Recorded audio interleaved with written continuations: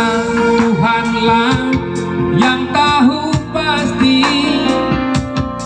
apa gerangan yang bakal terjadi lagi.